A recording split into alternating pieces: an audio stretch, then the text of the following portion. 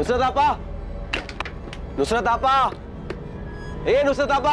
ए असलम, सारी तमीज तहजीब घर भूल कर आया है क्या? ना दुआ ना सलाम। सासू में तेरी बहन की। तो आपके शाहिद ने जो हरकत की उसके बाद भी आप क्या करने गई? और ना कभी जाएगी। तू कर क्या रहा है यहाँ? आपा को घर ले जाने आया हूँ। कोशिश करके तो देख। असलम तुम यहाँ? चले आपा, तेरा शौहर अभी घर नहीं आने वाला है। चल अपना सामान बांध और घर चल मेरे साथ। मैं कह रहा हूँ ना, चल। नुसरत अंदर जा। ए आपा। असलम, एक बात कान खोल के सुन ले, ये घर नुसरत का है और वो यहाँ से कहीं नहीं जाएगी। और दोबारा मेरे घर के दरवाजे पे आकर इस तरह चिल्लाया ना तो समझ लेना, ये सरोटा सिर्फ सुपारी नहीं, जबान भी काट सकता है।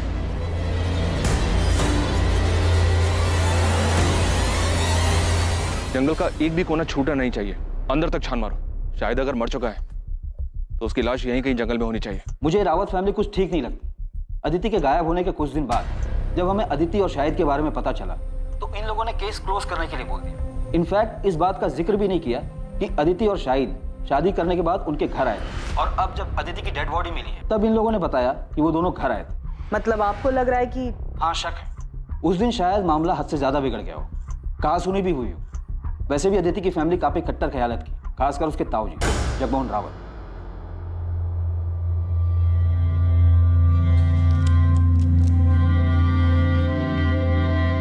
मैं जरा बाहर से होके आता, कुछ काम है। तुम सुभाष को देखते रहना, अब भी दिल पर बोझ लेकर बैठे।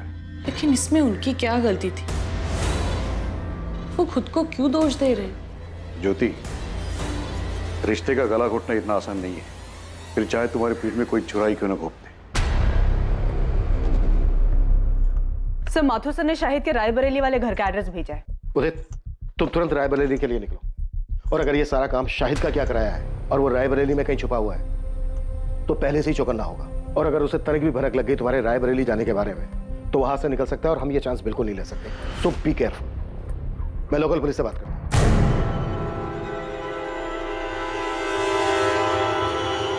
अम्मी, आप मानिए या ना मानिए, लेकिन सच यही है कि आपकी जिद की वजह से मैंने नुसरत से निकाह किया। हमारे बीच में प्यार जैसा कुछ था ही नहीं, तो ऐसे निकाह का क्या फायदा जहां दो इंसान खुशी ना हो। बस, नुसरत के खिलाफ मैं कुछ नहीं सुनूंगी। अम्मी मैं... चुप कर, बेहया कहीं की, कैसी बेशर्म लड़की है। अरे शादी का इतना ही शौक था तो जाके अपने माँ बाप से बोलती ना। जवान है, सुंदर है, और कौन सी तेरी उम्र निकली जा रही है जो तूने मेरे शादीशुदा बेटे को फंसा लिया। अम्मी, ये लड़की अपने घर के ऐशो आराम को छोड़कर मेरे साथ आई क्योंकि मुझसे सच्चा प्यार करती है ये, और मेरे लिए बहुत मायने रखता है। और शाहिद मैं आपके लिए कोई मायने नहीं रखती। बस नुसरत, इस बेगैरत के लिए आंसू बहाने की कोई जरूरत नहीं है। शाहिद, आज तुझे फैसला करना होगा। या तो इस लड़की को छोड़कर तू इस घर में हमेशा के लिए वापस आ जा, या इस घर को छोड़ दिया। अम्मी, चल, आपकी जबरदस्ती की वजह से मैंने नुसरत से निकाह किया। हमारे बीच में प्यार जैसा कुछ था ही नहीं। Welcome to Kanpur sir. Professor Vineet को हमने उठा लिया है। वो यहाँ फिलहाल लॉकअप में बंद है, लेकिन इज्जत और नौकरी जाने के बाद भी इसकी सनक बरकरार है। चलो देखते हैं शेक्सपियर के अलावा और कौन सा ड्रामा रचने की फ्राक में। एक कप और मिलेगी? लंच भी मिलेगा, लेकिन उससे पहले तुम्हें हमारे सवालों के जवाब देने होंगे। वैसे आप कौन हैं? Inspector Abhijeet Sharma, Noida police. अदिति की डेड बॉडी आपको मिली थी? हाँ। क्या लगता है आपको अदिति को उसी टैक्सी ड्राइवर ने मारा है जिसके साथ वो आती जाती थी? केस को काफी क्लोजली फॉलो कर रहे हो। जिसकी वजह से मेरा सब कुछ खत्म हो गया, उसे एंड तक फॉलो करना तो बनता है ना। वैसे पता है, अब सोचता हूं ना तो महसूस कर पाता हूं कैसा लगा होगा ओथेलो को सब कुछ खोने के बाद। फिर तो तुम्हें यह भी पता होगा ओथेलो का सब कुछ खोने का रीजन वो खुद था। जिद और इनसिक्योरिटी में आकर खुद उसने अपने प्यार को मार डाला था। वाह सर, आपने ओथेलो पढ़ा है? अच्छा ये बताइए, आपका सबसे पसंदीदा कैरेक्टर कौन सा है? अपना ये ड्रामा बंद कर दे प्रोफेसर, ये पुलिस स्टेशन है, कोई स्टेज नहीं। All world is a stage, all men and women are merely players. ये पूरी दुनिया एक रंगमंच है और हम सब इसकी कठपुतली हैं। कोई मरता नहीं, कोई मारता भी नहीं है। बस जब जिसकी जरूरत खत्म हो जाती है उसे इस रंगमंच से अलविदा लेना पड़ता है। अदिति शाहिद से प्यार करती थी, भाग गई थी उसके साथ। ये जानने के बाद अपनी जिंदगी में तुम्हें उसकी जरूरत तो रही नहीं होगी, तो क्या तुमने उन दोनों की जिंदगी को रंगमंच से अलविदा कर दिया? शाहिद उस लड़की अदिति को लेकर यहाँ आया था, लेकिन मैंने उन्हें दरवाजे से लौटा दिया, घर के अंदर भी नहीं लिया। उसके बाद दोनों कहाँ गए मुझे नहीं पता। ये कौन है? ये असलम है, नुसरत का भाई। ठीक है, फिर भी हमें आपके घर की तलाशी लेनी होगी। देखिए साहब, शाहिद घर पर नहीं और पूरा गांव जानता है कि रुखसार कभी झूठ नहीं बोलती। उसके बाद भी अगर आपको अंदर जाना है तो वारंट लाइए। देखिए रुखसार जी, मामला बहुत संगीन है। नोएडा के जंगल में अदिति की लाश मिली हमें। सिर्फ अदिति की लाश मिली, शाहिद की नहीं? क्यों, मिलनी चाहिए थी। असलम क्या बकवास कर रहे हो? अरे मैं तो सिर्फ ऐसे ही पूछ रहा हूँ, वो दोनों साथ में गए थे इसलिए। साहब, शाहिद कहाँ है? हम वही तो पता लगाने की कोशिश कर रहे हैं। अब या तो शायद अदिति को मार के गायब हुआ है, या फिर शायद वो खुद भी जिंदा नहीं है। अदिति की शादी की बात सुनकर धमकी दी थी तुमने उसे कि वो सिर्फ तुम्हारी है, लेकिन फिर जब तुम्हें पता चला कि अदिति पहले से ही एक मामूली से टैक्सी ड्राइवर शाहिद से शादी कर चुकी है, तो बहुत गुस्सा आया होगा तुम्हें, बहुत चोट पहुंची होगी, क्योंकि एक मामूली सा टैक्सी ड्राइवर तुम्हारी जगह जो ले चुका था।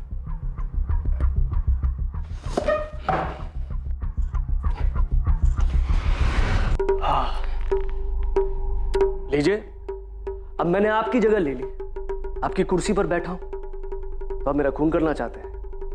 नहीं ना, क्योंकि आप जानते हैं कि मेरे यहां बैठने से आपकी वैल्यू और आपकी पोजीशन में कोई फर्क ही नहीं पड़ता। ठीक उसी तरह, चाहे मुझे अच्छा लगा या नहीं लगा, सच यही था कि अदिति उस टैक्सी ड्राइवर से प्यार करती थी। मेरे जोर जबरदस्ती करने के बाद भी उसके मन में उस टैक्सी ड्राइवर के लिए जो प्यार था, उसमें कोई फर्क ही नहीं पड़ता। इसलिए जगह ले ली नहीं ले ली, ये सब बकवास है। एक बार को तो तूने सोचा होगा कि अदिति पढ़ी लिखी लड़की है, उसका और तेरा इंटेलेक्चुअल लेवल मैच करता है, और दूसरी तरफ वो टैक्सी ड्राइवर शाहिद, जिसका अदिति के साथ कोई मेल नहीं था। आपको लगता है कि मैं इंटेलेक्चुअल हूं और वो टैक्सी ड्राइवर गवार है? सर, ये सिर्फ एक मुखौटा है जो अंदर के असली चेहरे को छुपा देता है। बात को गोल गोल घुमाने से मुद्दा नहीं बदल जाता प्रोफेसर।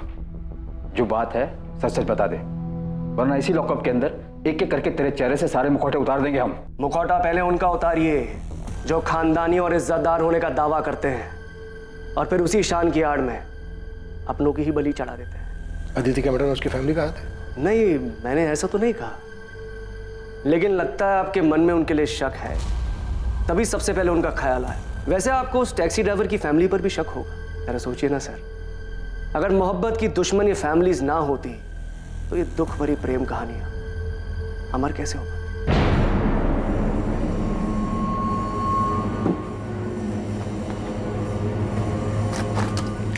सुनिए, खाना लग गया है। हाँ, इतने पैसे?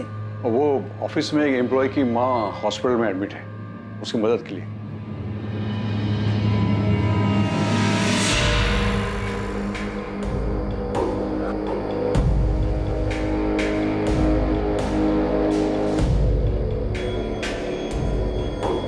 नुसरत, भूल जाओ उसे।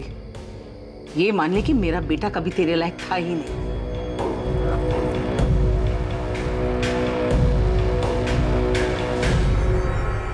साहब, मेरा भाई असलम दिल का बहुत अच्छा है, उसने कभी किसी का बुरा नहीं चाहा, लेकिन शाहिद की दूसरी निकाह की बात सुनकर वो बहुत गुस्सा हुआ था। शायद इतने गुस्से में मैंने उसे पहले कभी नहीं देखा। आपा, मैं बता दे रहा हूँ, मैं उसे नहीं छोड़ूंगा। तूने मुझे फोन क्यों नहीं किया जब वो यहाँ आया था? और वो कहाँ गया, कुछ बोल के गया है? नहीं। शायद वापस से कानपुर गया होगा, वहां का पता है मेरे पास। अभी जाके मालूम करता हूँ और उसका ऐसा बुरा हाल करूंगा, उसको और उस बेगैरत लड़की दोनों को तुझे धोखा देने की ऐसी सजा दूंगा ना आपा, तू देख। असलम, ये क्या कह रहे हो तुम? तुम ऐसा कुछ नहीं करोगे। अरे छोड़ आपा। असलम, वादा करो मुझसे, तुम शाहिद को कुछ नहीं करोगे। असलम, मैंने अपने भाई को गुस्से में आपा खोते हुए पहले भी देखा है। शाहिद पे तो वो बहुत ज्यादा गुस्सा था, यहाँ तक कि उसे सबक सिखाने के लिए वो कानपुर भी गया था। सर, शाहिद के कॉल रिकॉर्ड्स और फोन लोकेशन स्कैन किए।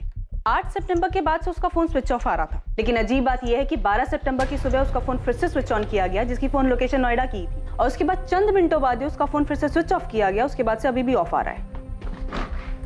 अदिति का मर्डर हुआ था 11 सितंबर की रात को, तो मर्डर के बाद शाहिद का फोन क्यों ऑन हुआ होगा? तो कहीं प्रोफेसर विनीत का इशारा सही तो नहीं था? मतलब शाहिद और अदिति किसी मुसीबत में थे, शायद किसी की गिरफ्त में, जहां पर अदिति का मर्डर हुआ, और शाहिद किसी तरह से अपनी जान बचाकर भागा और उसने अपनी जान बचाने के लिए फोन ऑन किया होगा। लेकिन इसके पहले कि शाहिद कॉल करता वो पकड़ा गया और इसकी वजह से उसका फोन अभी तक बंद आ रहा है।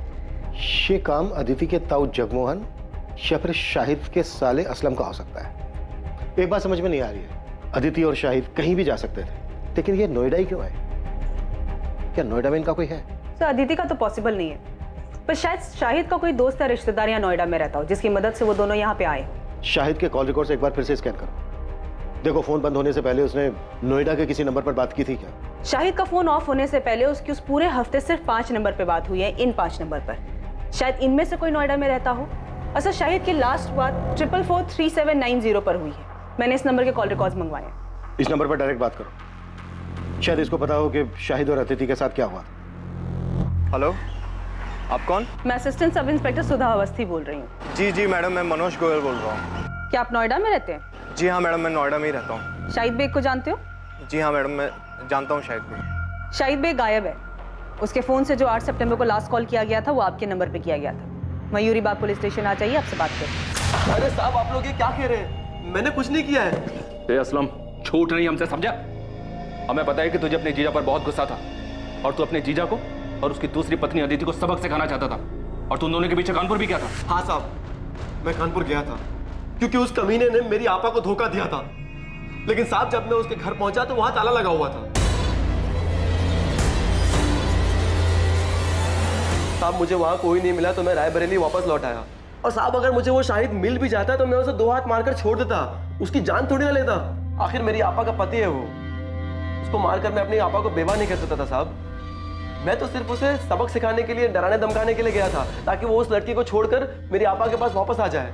मान लिया कि तू अपनी बहन के पति को नहीं मार सकता था, पर तू अपनी बहन के सौतन को मार के अपनी बहन के घर को दोबारा तो बसा सकता था ना? साहब, मैंने किसी को नहीं मारा है साहब। अच्छा, तो तू 10 से 12 सितंबर के बीच नोएडा में नहीं था? नहीं साहब, मैं यही रायबरेली था, बस कानपुर गया था और वहां से आने के बाद कहीं नहीं गया। तेरे कॉल रिकॉर्ड्स मंगवाए हमने, समझा? अगर पता चला ना कि तूने झूठ बोला हमसे, तो कानपुर तो क्या, तो इस थाने के बाहर 4 कदम चलने लायक नहीं बचेगा, समझा? पुलिस अलग अलग दिशाओं में हाथ पैर मार रही थी, लेकिन इस केस की तहकीकात ने अब तक कोई दिशा नहीं पकड़ी थी। किसी भी संदिग्ध के खिलाफ कोई पुख्ता सबूत नहीं मिल रहा था, और दूसरी तरफ शाहिद के बारे में भी कोई खबर नहीं मिल पाई थी। लेकिन अब जो खबर सामने आने वाली थी, उससे इस केस का रुख बदलने वाला था।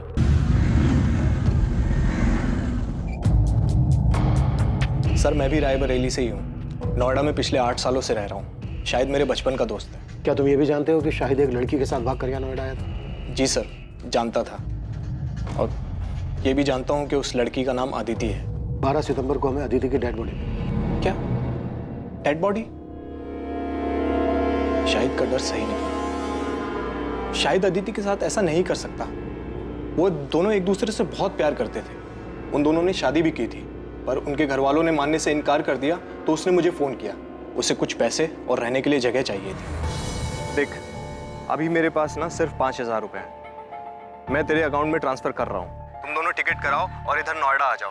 बाकी इधर मिलकर सोचते हैं, ठीक है? देख, अगर तू कह रहा है ना कि अदिति के घर वाले कुछ भी कर सकते हैं, तो तेरा कानपुर छोड़ने का फैसला बिल्कुल सही है। मैं अदिति को कुछ नहीं होने दे सकता। मैं बस जल्दी से नोएडा की ट्रेन पकड़ के आ रहा हूँ। अब हमें कानपुर या रायबरेली में रहने में डर लग रहा है। सर, शाहिद मेरे पास यहाँ नोएडा आ गया था। तो 2 दिन शाहिद यहाँ नोएडा में तुम्हारे पास तुम्हारे घर पे रुका था? हाँ सर, मैंने इंतज़ाम किया था। वैसे मैं एक छोटा मोटा स्टेट एजेंट हूँ सर। सेक्टर 49 में एक फ्लैट मेरे पास खाली पड़ा था, उसकी चाबी मेरे पास ही थी। वो फ्लैट मुझे किराए पे चढ़ा, तो मैंने शाहिद और अदिति को वहाँ रहने दिया।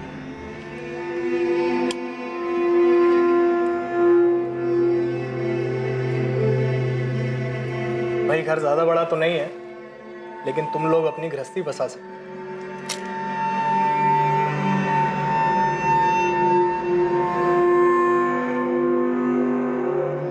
घर बड़ा नहीं, इंसान का दिल बड़ा होना चाहिए, जैसे कि आपका है। Thank you so much Manoj भैया। ये बात शायद 8 सितंबर की होगी। वो दोनों बहुत खुश थे। मैं चाबी देके वहां से निकल गया। और शाहिद ने मुझे बताया था कि वो अपना फ़ोन ऑफ रखेगा, तो मेरी इस बीच उससे कोई बात नहीं हुई। 2 दिन बाद 10 तारीख को जब मुझे वक्त मिला तो मैं उनका हाल चाल लेने के लिए वहां पहुंचा।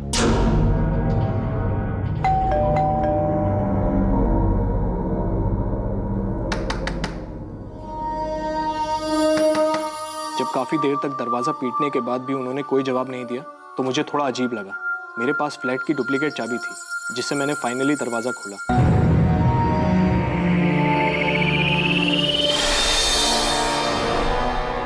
लेकिन अंदर का नजारा देखकर मैं हैरान रह गया। पूरा घर बिखरा पड़ा था। शाहिद, अदिति। मैंने अंदर जाकर भी देखा लेकिन दोनों अदिति और शाहिद वहां नहीं थे। सर, मैंने शाहिद का फोन भी ट्राई किया था लेकिन वो बंद था। मुझे समझ नहीं आ रहा था कि वहां हुआ क्या था। तुम्हें अपने दोस्त की इतनी चिंता थी तो फिर पुलिस को फोन क्यों नहीं किया? घर इतनी बुरी तरह से तहस नहस था तो तुम्हें लगा नहीं कि कोई बड़ी बात हो सकती है? वो दोनों किसी मुसीबत में हो सकते हैं। सर, मैं डर गया था घर को उस हालत में देखकर। और फिर अगर घर के मकान मालिक को ये बात पता चल जाती कि मैंने ऐसे ही ये घर किसी को दे दिया तो मैं बहुत प्रॉब्लम में फंस जाता सर। इसलिए 2 दिन तक मैंने किसी को कुछ नहीं कहा। फिर मुझसे रहा नहीं गया सर। मैं पुलिस के पास आने ही वाला था कि शाहिद का फोन मुझे आया। 2 दिन बाद यानी कि 12 तारीख को। लेकिन अदिति का मर्डर तो 11 तारीख की रात को हुआ था। और शाहिद का फोन तो बंद था। इनफैक्ट 12 सितंबर की सुबह को कुछ सेकंड के लिए उसने अपना फोन ऑन किया था लेकिन उस बीच उसने कोई कॉल नहीं किया था। हाँ मैम, उसने अपने मोबाइल से नहीं किसी अनजान नंबर से कॉल किया था। मनोज, वो लोग अदिति को उठा के ले गए। अरे कौन ले गया, कहाँ ले गया? उस दिन घर में हुआ क्या था शाहिद? मैंने उसको प्रॉमिस किया था मैं उसे कुछ नहीं होने दूंगा लेकिन मैं उसको नहीं बचा पाया मनोज। नहीं बचा पाया मतलब? क्या हुआ अदिति को? तुम दोनों ठीक तो हो ना? मुझे उसके बगैर नहीं जीना मनोज। कोई मतलब नहीं है जीने का उसके बगैर। Hello Shahid, hello. सर, मैंने फिर से उस नंबर पर कॉल किया तो पता चला वो नोएडा के किसी पीसीओ का नंबर है। मैं बहुत डर गया था सर, मुझे कुछ समझ नहीं आ रहा था। मैंने तो दोस्ती यारी में उसकी मदद की थी पर इस झमेले में और नहीं फंसना चाहता था, इसीलिए मैंने किसी को कुछ नहीं बताया। अच्छा, शाहिद ने जब उस दिन तुम्हें फोन किया और कहा कि कुछ लोग अदिति को उठाकर ले गए, क्या लगता है तुम्हें शाहिद किसकी बात कर रहा है? पता नहीं सर, उसने किसी का नाम तो नहीं बताया, पर हाँ उसने एक बार बताया था कि अदिति के घर वाले काफ़ी रूढ़िवादी किस्म के लोग थे। मुझे पता नहीं, पर उस दिन शाहिद से बात करके मुझे सबसे पहला ख्याल अदिति के घर वालों का आया। पूरी संभावना थी कि अदिति की तरह शाहिद को भी मार दिया गया था। शायद वो आरोपी नहीं बल्कि पीड़ित था। ये केस अब ऑनर किलिंग का नजर आने लगा था। पर अब सवाल यह था कि ये घिनौना खेल किसके परिवार द्वारा रचा गया था, अदिति या फिर शाहिद? असलम के कॉल रिकॉर्ड्स आ गए? नहीं सर, अभी तक नहीं आए, पर हमारी नजर 24 घंटे उस पर है। सर, मनोज को जिस पीछे से कॉल आया था वहाँ कोई सीसीटीवी नहीं है। दुकानदार को भी कॉलर का चेहरा याद नहीं है। हमने उसे शाहिद की फोटो भी दिखाई पर वो पहचान नहीं पाया। मनोज की बात से तो ये ऑनर किलिंग का ही केस लग रहा है। एक काम करो, अदिति के ताऊ जगमोहन और पिता सुभाष, इन दोनों को भी कॉल रिकॉर्ड्स निकालो। हो सकता है इन दोनों ने ये काम किया हो और पूरे चांसेस हैं कि इस केस में सुपारी दी गई हो।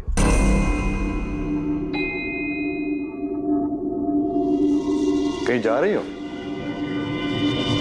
हाँ, वो थोड़ा बाजार जा रही थी, सामान लाना था। अरे तो ड्राइवर को बोल देती, वो लेके आता। अरे नहीं, यही पास के बाजार ही जा रही हूँ। पैदल चली जाऊंगी, इसी बहाने थोड़ा चलना हो जाएगा। चलती हूँ।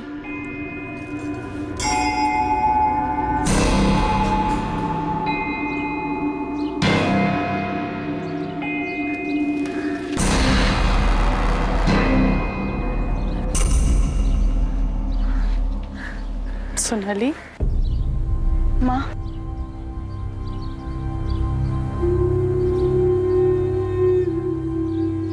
सोनाली, तुझे ये जगह याद है? तुझे और अदिति को ये जगह बहुत पसंद थी। तू तो दूसरे बच्चों के साथ खेलती थी, लेकिन अदिति चुपचाप एक जगह बैठकर किताब पढ़ा करती थी। मैंने जो किया उसके लिए अब तक नाराज हो आप मुझसे, या आप पापा से डरती हैं कि उन्हें पता चल गया तो बवाल मचा देंगे? सोनाली, ये सब इतना आसान नहीं है। हम जिस समाज में रहते हैं, बस इसी समाज की वजह से आज तुम्हारी दोनों बेटियां तुमसे अलग हैं। और पापा की इस रूढ़िवादी सोच की वजह से ना आज अपनी एक बेटी को हमेशा हमेशा के लिए खो चुकी हैं आप। घर में अगर कम से कम आपने अदिति को समझने की कोशिश की होती ना, तो इस तरह घर से भागी नहीं होती। शायद उसके अकेलेपन का सहारा इसीलिए बन पाया क्योंकि हम लोग, उसका परिवार उसको समझ ही नहीं पाए। और इन्हीं सभी बंदिशों की वजह से उसने ये बगावत की थी। लेकिन इस बगावत का क्या फायदा? आखिर सजा तो उसे ही भुगतनी पड़ी ना। इसका मतलब अदिति की मौत उसकी बगावत की सजा थी। माँ मुझे सच सच बताओ, क्या अदिति को मरवाने में पापा का हाथ था? मुझे नहीं पता सोनाली, और सच पूछो तो मैं जानना भी नहीं चाहती। इसका क्या मतलब है माँ? आप कुछ जानती हैं? अदिति की मौत के बारे में आप कुछ जानती हैं?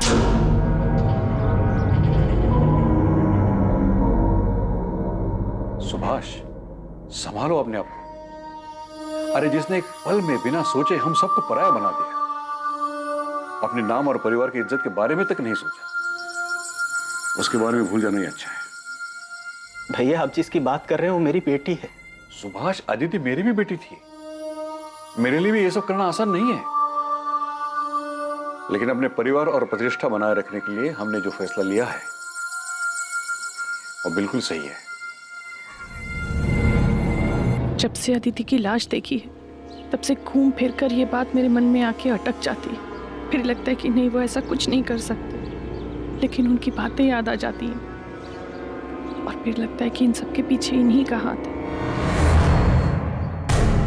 हाँ, ये सच है कि 3 साल पहले जब सोनाली घर से भाग गई तो मैंने कुछ लोगों को पैसे दिए, उन्हें सोनाली के पीछे भेजा था, लेकिन उसे मारने के लिए नहीं, बल्कि उसे वापस घर लाने के लिए। बाप हूं मैं उसका, कसाई नहीं हूं। इससे पहले कि वो भानु से शादी कर ले, मैं एक आखिरी कोशिश करना चाहता हूं। पहली बार सोनाली आपके हाथ से बच के निकल गई, आप कुछ नहीं कर पाए, लेकिन इस बार अदिति के वक्त आप कोई चांस नहीं लेना चाहते होंगे। वैसे भी अदिति आपकी सगी बेटी तो थी नहीं। जब अदिति और शाहिद आपके पास आशीर्वाद लेने आए होंगे तो आपका खून तो खोला ही होगा। मैं अदिति पर गुस्सा नहीं था, उसकी नादानी पर हैरान था। बुरा तो इस बात का लग रहा था कि मैं अपनी बेटी को समझ ही नहीं पाया। शायद इसीलिए उसने मुझसे बिना पूछे इतना बड़ा कदम उठाया, इतनी बड़ी गलती कर दी। तो मतलब आप ये मानते हैं कि अदिति ने जो किया वो गलत था? हाँ, बिल्कुल गलत था, और आज जो उसकी हालत हुई है वो उसी गलती का नतीजा है। तो आप ये मानते हैं जगमोहन जी कि अदिति की मौत उसकी गलती की वजह से हुई? तो जाहिर सी बात है इस बात पर आपको खुशी हुई होगी। ये कैसा बेहुदा सवाल है इंस्पेक्टर? अदिति मेरी भी बच्ची थी, मुझे जिंदगी भर उसे खोने का दुख रहेगा। और पछतावा? हाँ, वो भी है कि मैं अपनी बेटी को समझ नहीं पाया। बाप होने के बावजूद अपनी बेटी को बचा नहीं सका। भैया का तो नहीं जानता, पर मैं अपनी बेटी को कभी कोई नुकसान नहीं पहुंचाऊंगा। हर मुजरिम शुरुआत में अक्सर यही राग अलापता है जगमोहन जी। ठीक है, इसके आगे मैं कुछ नहीं बोलूंगा। आप जो सोच रहे हैं उसे साबित करके देखिए।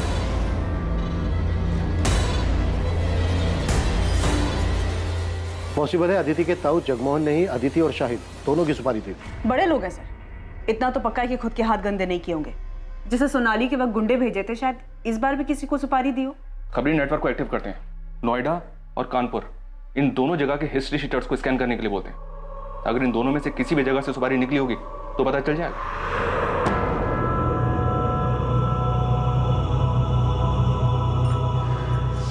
नुसरत बेटा, मैं समझती हूँ जो कुछ भी हुआ उसके बावजूद शाहिद तुम्हारा शौहर है, तुम्हें उसकी याद तो आती होगी, लेकिन जो गलती शाहिद ने की ना वो माफी के लायक नहीं थी।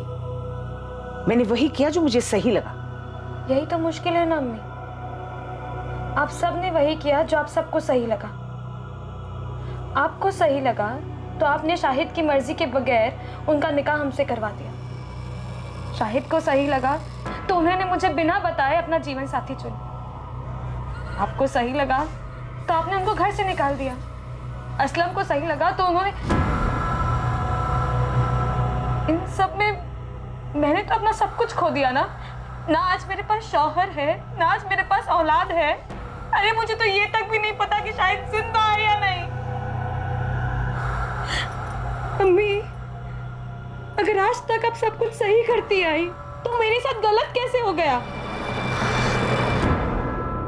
कुछ समझ में नहीं आ रहा है। इतने सारे सस्पेक्ट्स हैं पर किसी के खिलाफ भी कोई पुख्ता सबूत नहीं मिल रहा है। सर, अदिति के ताऊ जगमोहन रावत, पिता सुभाष रावत और प्रोफेसर विनीत अग्रवाल, इन सबके कॉल रिकॉर्ड स्कैन किए, सब क्लियर है सर। पर ये असलम के कॉल रिकॉर्ड में से गड़बड़ दिखाई दे रहा है। 10 और 11 सितंबर को इसका फोन स्विच ऑफ था। उसे अदिति और शाहिद के नोएडा जाने के बारे में खबर मिल गई होगी। उसने इन दोनों का पीछा किया होगा और मौका देखते ही मर्डर कर दिया होगा, और इस दौरान जानबूझकर अपना मोबाइल फोन बंद रखा होगा ताकि उसकी लोकेशन किसी को पता ना चल पाए। तो शाहिद का दोस्त मनोज गोयल, जिसने शाहिद और अदिति को लास्ट टाइम देखा था, वो भी रायबरेली से है। तो शायद मनोज भी असलम को जानता हो, उसे आइडिया हो कि असलम नोएडा आया था या नहीं। बात करो मनोज। और मैं असलम को उठाता हूँ सर। पता नहीं क्यों मुझे ऐसा लग रहा है कि हम कोई लिंक मिस कर रहे हैं। कुछ तो है जो सही नहीं बैठ रहा है। कि अदिति का कातिल खेल खेल रहा है हमारे साथ। है हिम्मत मुझ में पर उम्मीद थोड़ी कम, कर दे दो तुम साथ तो साथ उड़ जाएं हम। Very nice, it's actually very nice. एक काम करना, अपने इस असाइनमेंट का एंड तुम इसी पोएम से करना। इनफैक्ट तुम ये पोएम पूरी क्लास के सामने सुनाओगी। नहीं नहीं सर, आपके सामने बोल लिया पर सबके सामने नहीं बोल पाऊंगी। अरे क्या हुआ, जैसे मेरे सामने बोला वैसे सबके सामने बोलना। डोंट गेट स्कैर्ड, मैं हूं ना। आपकी बात अलग है सर, आप शायद ऐसे इकलौते इंसान हैं जिसके सामने मैं ऐसे पोयम सुना पाई, क्योंकि मैं आपके साथ बहुत कंफर्टेबल फील करती हूँ। झूठ झूठ बोला था तुमने। मैं इकलौता नहीं था, कोई और भी था।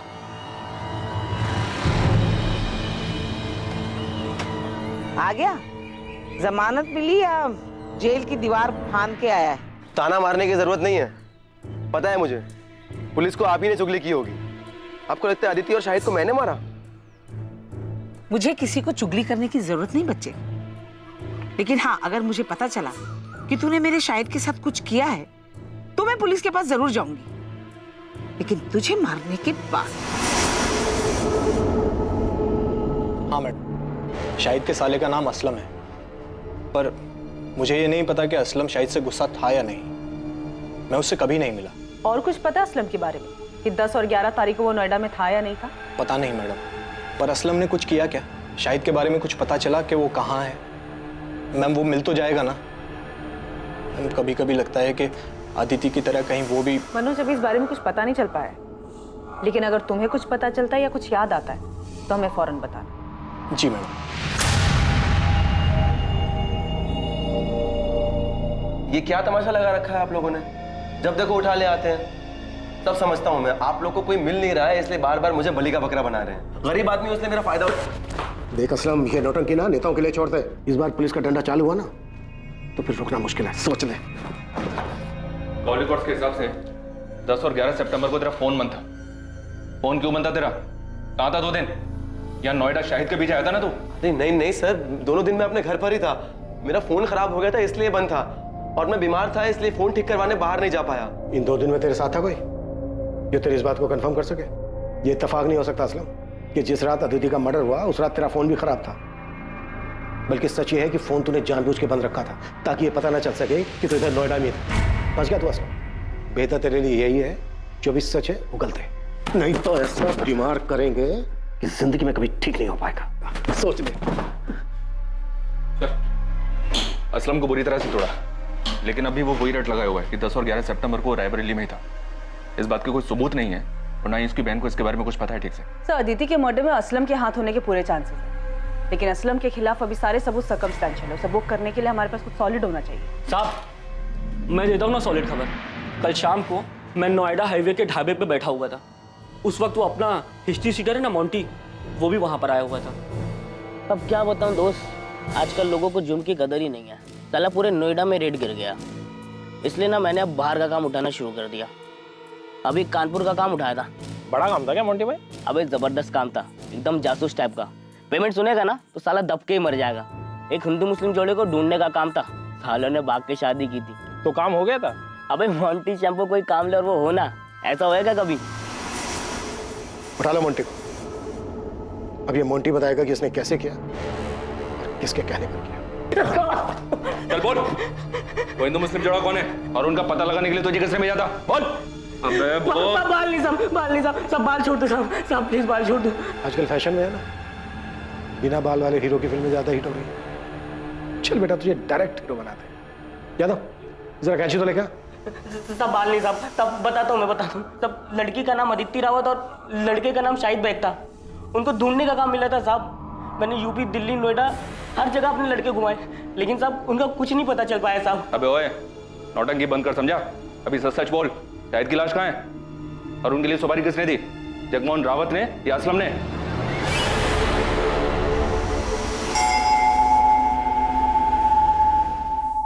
देखिए, बात को घुमाइए मत, सीधे सीधे बोलिए कि आपको लगता है मैंने अदिति को मारा है और आप मुझे गिरफ्तार करने आए। हम आपको नहीं, आपके भाई को गिरफ्तार करने आए।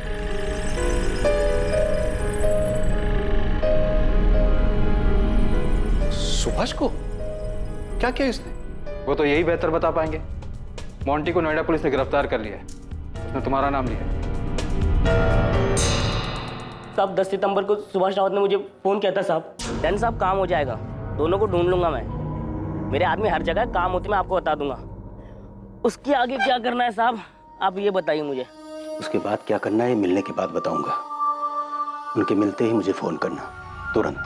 आपको देखकर ऐसा लगा नहीं कि आप इतने पहुंचे हुए निकलेंगे। एक हिस्ट्री शीटर से कांटेक्ट करके आपने उसे सुपारी भी दे दी। मैंने मोंटी को सुपारी अदिति को बचाने के लिए दी थी, उसे मारने के लिए नहीं। भैया बहुत गुस्से में थे और मुझे डर था कि कहीं वो उस गुस्से में अदिति को कोई नुकसान न पहुंचा दे। बेवकूफ समझ रहे हैं आप। देखिए, जो अभी सच है बता दीजिए। सच उगलवाने के लिए हमें हमारे तरीके आजमाने पर मजबूर मत कीजिए। मैं सच बोल रहा हूं सर, आप मोंटी से पूछ लीजिए। क्या मैंने एक बार भी उसे अदिति या शाहिद को मारने के लिए कहा था? नहीं, मैंने उसे उन दोनों को ढूंढने के लिए कहा था। इसके बाद की प्लानिंग मैं पहले ही कर चुका था। मैं उन्हें सबसे छुपाकर चेन्नई भेजने वाला था, अपने दोस्त वेंकटेश मूर्ति के पास। वो मेरा कॉलेज का फ्रेंड है और मैं उसे अच्छी तरह से जानता हूं, मुझे उस पर भरोसा था, इसलिए मैंने सारी बातें उसे पहले ही बता दी थी। लेकिन इससे पहले कि मोंटी अदिति का पता लगा पाता, हमें अदिति की लाश मिलने के बारे में पता चला। अगर आपको फिर भी यकीन नहीं है तो आप वेंकटेश से पूछ लीजिए, उसका नंबर है मेरे पास। अदिति का मर्डर 11 तारीख को और 12 तारीख को शाहिद ने अपने दोस्त को फोन किया था कि कुछ लोग अदिति को उठाकर ले गए। मनोज, वो लोग अदिति को उठा के ले गए। आपको क्या लगता है शाहिद का दोस्त आपके भाई जगमोहन की बात कर रहा था? मुझे अंदाजा ही नहीं था कि मेरा अपना भाई मेरे बारे में इतनी घटिया सोच रखता है। ज्योति, तुम्हें भी ऐसा ही लगता है? ओह, तो आज मेरे समझ में आया कि मेरा परिवार मेरे बारे में क्या जानता है, क्या समझता है। क्योंकि आपने कभी किसी को समझने का मौका ही नहीं दिया ना। सुभाष, मैंने हर फैसले में तू मेरे साथ खड़ा था। मैंने कभी कोई फैसला अकेले में नहीं लिया है। हम लोग भाई है सुभाष, हमारी परवरिश, हमारी सोच एक सी है। अदिति के देर से घर आने से लेकर उसके जीन्स पहनने, लड़कों के साथ बात करने, पढ़ाई के लिए बाहर जाने तक तुझे भी हर बात खटती थी जितनी कि मुझे। और अगर ऐसा नहीं था तो तूने मुझे टोका क्यों नहीं? क्योंकि तू भी वही चाहता था। फर्क सिर्फ इतना है कि तूने हर बार बंदूक मेरे कंधे पर रखकर चलाई। अदिति और शाहिद की शादी से तुझे भी उतना ही बुरा लगा था जितना कि मुझे। क्या पता तूने मोंटी को उन्हें बचाने के लिए भेजा था या मारने के लिए। आप कह रहे हो कि मैं खुद अपनी बेटी को मरवाऊंगा? अच्छा, अपनी बेटी?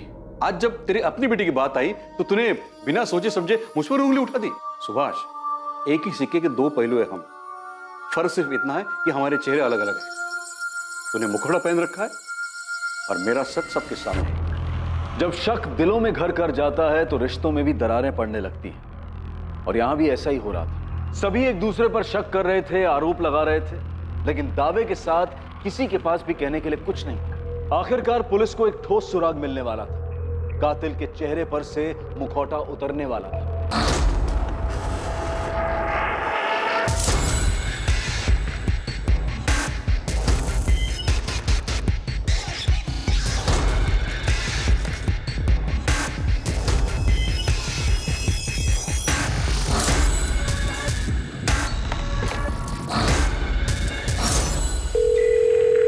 हेलो, एक टेम्पो का नंबर भेज रही हूँ, उसके ओनर की डिटेल चाहिए मुझे तुरंत।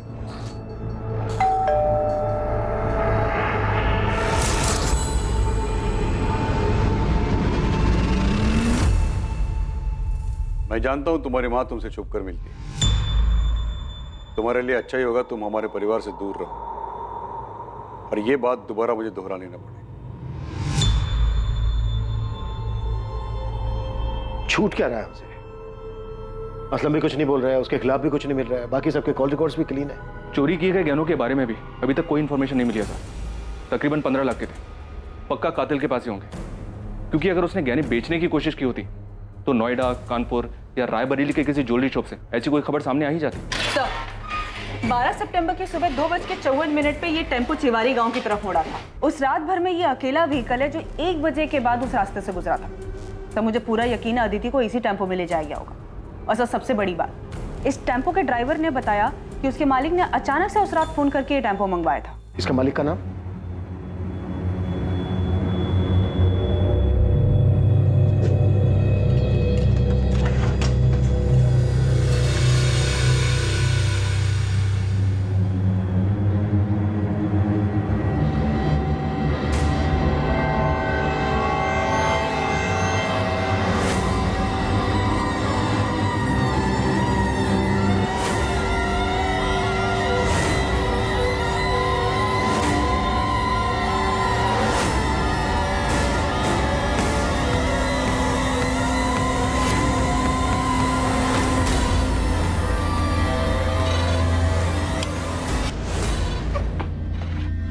अरे अरे अरे अरे, दुल्हन क्यों बन रहा है?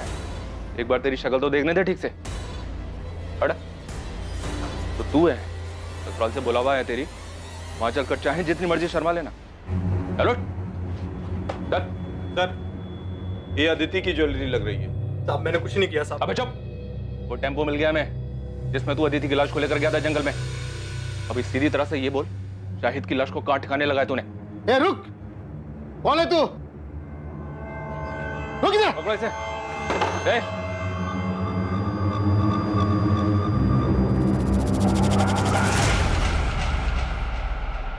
शाहिद बेग। ये जब से आया तब से इसने मुझे एक बार भी गहने छूने तक नहीं दिए। आज जब ये खाना लेने बाहर गया, मैंने सोचा 2-4 गहने निकाल लेता। मेरे साथ गद्दारी कर रहा था। इतना गिरा हुआ इंसान है। बंद करिए नौटंकी। और ये कैसी प्रेम कहानी है जिसमें लैला मर गई और मजनू अभी तक जिंदा है और उसके गहने दबाकर बैठा है?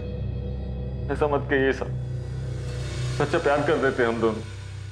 निकाह भी किया था हमने, सबकी सहमति से नया घर बसाना चाहते थे, लेकिन ऐसा हुआ नहीं तो तुम अदिति को लेकर यहाँ नोएडा मनोज के घर ले आए। और सर, हम इसके दिए हुए घर में खुश थे।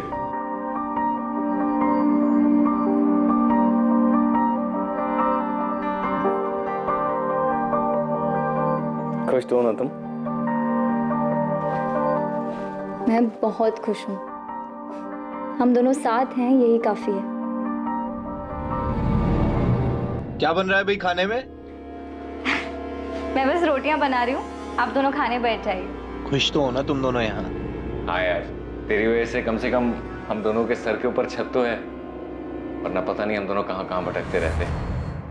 मैं प्लेट्स लगाता हूँ।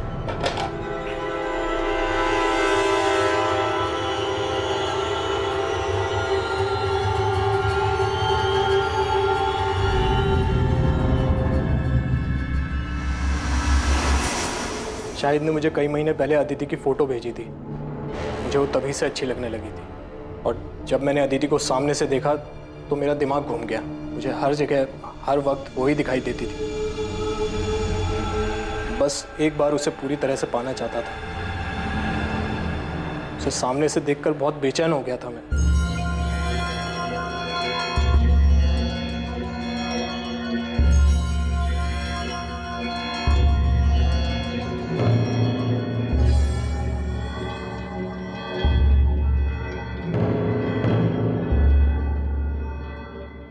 मनोज भैया, शाहिद बस 5 मिनट में नहाकर आएगा, तब तक आप चाय पीजिए।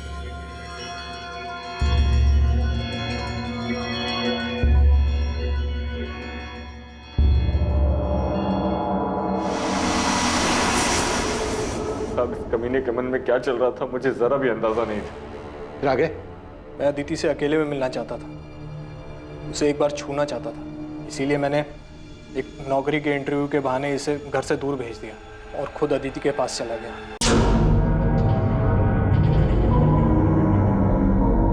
हो गया अदिति? हाँ, बस 2 मिनट।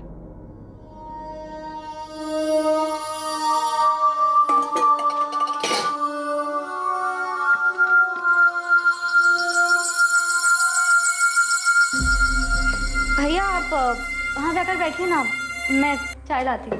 भैया क्यों बोल रही हो यार? नहीं मैं तुम्हारा भैया हूँ ना तुम मेरी भाभी। रात तो शाहिद भी नहीं है।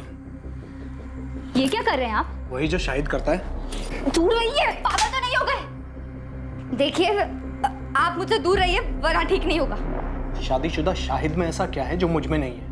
मुझे क्यों मना कर रही है? पागल तो नहीं हो गए? अब जाइए यहाँ से।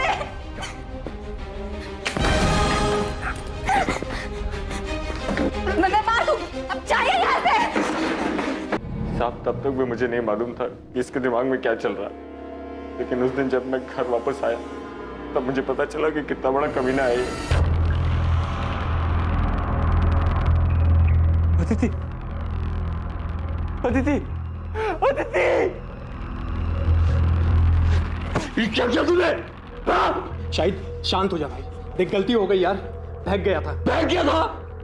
चल मेरी बीवी थी वो, प्यार करता था मैं उससे, छोड़ूंगा नहीं तुझे। शाहिद चल बोला ना यार, गलती हो गई। दिमाग शांत रख और मेरी बात ध्यान से सुन। देख रोग आकर अगर तूने ये ड्रामा किया ना तो देख हम दोनों फंसेंगे और मैं बोल दूंगा कि इस कत्ल में तू भी शामिल है और अदिति के घर वाले तुरंत मान जाएंगे। इसलिए हमारे लिए अच्छा यही होगा कि इस मामले को यहीं दबा दें। तुझे क्या लगता है तेरे बहकावे में मैं आ जाऊंगा? तेरा सच में दिमाग खराब हो गया है? देख शाहिद भाई मेरी बात सुन यार, हम सालों पुराने दोस्त हैं यार, एक लड़की के चक्कर में अपनी दोस्ती खराब करेगा? अरे ये तो गई, वापस नहीं आएगी। इसके जैसी हजारों लड़कियां तुझे मिलेंगी। तुझे नई जिंदगी शुरू करनी थी ना, रायबरेली से बाहर निकलना था। मैं भी तेरे साथ चलूंगा, मेरे पास पूरा प्लान है और हमारे पास इसके गहने भी हैं यार। हम दोनों की लाइफ सेट हो जाएगी, समझ रहा है मेरी बात?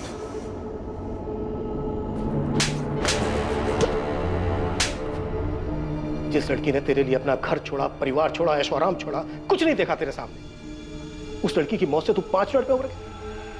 ये प्यार था तेरा अदिति के लिए? क्या करता सर मैं, आप ही बताइए। अदिति तो मर गई थी, वापस नहीं आने वाली थी, इसलिए मनोज जैसा कहता रहा मैं वो करता रहा।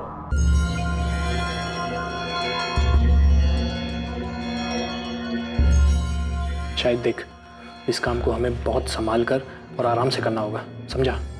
इसकी लाश को ना इसमें डालकर ले जाएंगे, लेकिन अभी नहीं, देर रात को। मैं टेम्पो का जुगाड़ करता हूँ।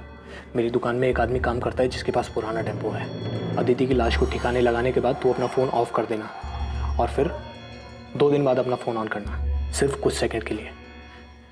जब पुलिस को अदिति की लाश मिलेगी ना तो वो मुझसे पूछताछ करने आएगी, तो मैं उन्हें बताऊंगा कि तुम दोनों के पीछे कुछ लोग पड़े थे जिन्हें अदिति के परिवार वालों ने भेजा था। अदिति को उन्होंने मार दिया और तू अपनी जान बचाकर भागा। फिर तूने अपना फ़ोन ऑफ कर दिया, तुमने फ़ोन ऑन किया, फिर तुम भी पकड़े गए और तुम्हारा फ़ोन फिर तुरंत बंद हो गया। इसमें पुलिस को यही लगेगा कि या तो तूने खुदकुशी की है या तेरे परिवार वालों ने तुझे मारा है। और जब तक ये मामला शांत नहीं हो जाता, मेरे पास एक और ठिकाना है, तू वहाँ छुप जा और सबसे पहले तेरा हुलिया बदलना पड़ेगा ताकि कोई तुझे पहचाने ना। कुछ गड़बड़ हो गई तो? मुझ पे भरोसा रख, ये मामला शांत हो जाने के बाद तेरे पास जो अदिति के गहने हैं ना, हम उसे बेच देंगे, बहुत पैसे मिलेंगे यार, अपनी लाइफ सेट हो जाएगी। चल लाश को बोरी में डालते हैं और रात को 1 बजे निकलेंगे, समझा?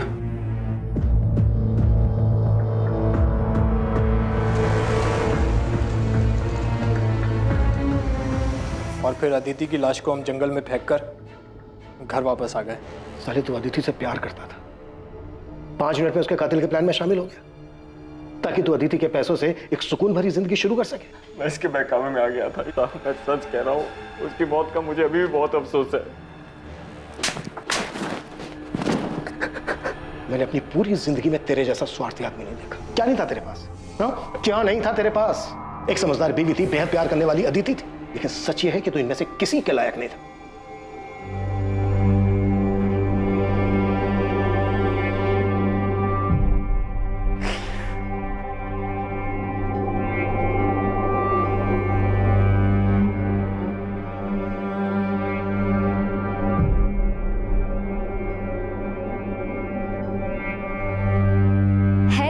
उड़ जाऊं नीले गगन में, पर कैसे उड़ूं, बंदिशें हैं इन परों में। है कांटों की दीवार रोके मुझे, ये प्रतिष्ठा की परछाई टोके मुझे। है अरमा छू लूं सितारों को, तोड़ दूं इन बंदिशों इन दीवारों को। है हिम्मत मुझ में पर उम्मीद थोड़ी कम है, कर दे दो तुम साथ तो साथ उड़ जाएं हम। झूठ का पर्दाफाश अक्सर इंसानी मंसूबों का भद्दा चेहरा सामने ले आता है। मुखौटा उतरते ही सच्चाई अपने आप सामने आ जाती है और इंसान की स्वार्थी, घिनौनी और लालची मंशाओं पर रोशनी पड़ जाती है। लेकिन इससे ज्यादा खौफनाक हकीकत इंसान के अंदर छुपा हुआ अंधकार है, जिससे वो खुद भी वाकिफ नहीं होता और जिसका आभास उसे जिंदगी की मुसीबतों के साथ जूझते हुए ही होता है। शायद भी अपने भीतर छुपे अपने इस खतरनाक रूप को शायद नहीं पहचानता था। उसने स्वार्थी होकर सिर्फ अपने बारे में सोचा, लेकिन मुसीबत के वक्त उसकी स्वार्थी फितरत की वजह से उसका मुखौटा उतर गया और उसके पीछे छुपा असल, घिनौना और भयानक चेहरा सामने आ गया। अब मैं अनूप सोनी आपसे विदा लेता हूं, फिर मुलाकात होगी एक और नए केस के साथ। देखते रहें क्राइम पेट्रोल सतर्क, सोमवार से शुक्रवार रात 10:30 बजे। और याद रखें, क्राइम और आपके बीच में सिर्फ इतना फर्क है कि आप कितने सतर्क हैं। सतर्क रहें, सुरक्षित रहें।